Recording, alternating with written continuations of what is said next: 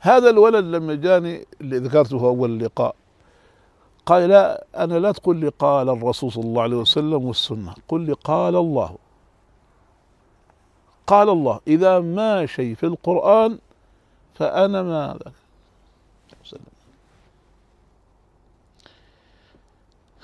قلت له أنت لما الله تعالى يرزقك ولد هل ستختنه ولا ما تختنه؟ قال سختنه. قلت لا، جيب لي من القرآن إذا رزقتم مولودا فاختنوه. جيب لي آية كيف في القرآن كذا آية؟ قال لا ماشي. قلت له إذن بأي دليل أنت بتختن الولد؟ ها؟ ها؟ بيجي ولد ما بيختن القرآن، لأن القرآن ما موجود. ثم قلت له أنت الحمار تاكل الحمار؟ قال لا. قلت له ماشي في القرآن حرم عليكم الحمار أبدا، فإيش رأيك جاب لك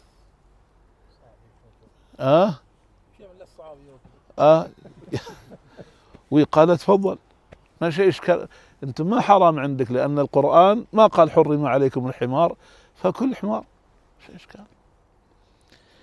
لكن لو آمنت بالسنة المطهرة على صاحبها أفضل الصلاة والسلام لا سهل عليك الأمر أن الختان فرض وأن لحم الحمار بالسنة حرام، بالسنة ثابتة على النبي صلى الله عليه وسلم.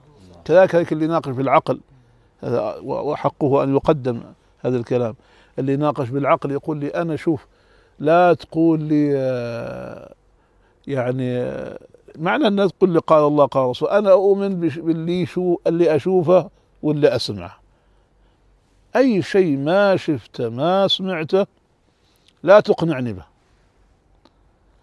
قلت له أنت من اسمك؟ قال فلان. بن من؟ قال بن فلان. قلت له ايش دليلك؟ لا تقول لي قالوا لي، ايش دليلك؟ بشوف عينك انت، ايش دليلك ان هذا فلان ذا ابوك؟ انت لا تؤمن الا بما رايت، فايش دليلك ان ذا فلان اللي تقول انا فلان بن فلان، ايش الدليل ان ذا ابوك؟ قال انت تطعن فيي. قلت له لا، انت تطعن في نفسك لانك انت ما تؤمن الا باللي شفته، فايش دليلك ان ذا ابوك بشوف عينك؟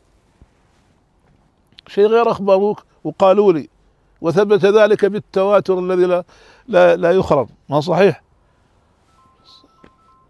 ولا انت ما عندك دليل على هذا؟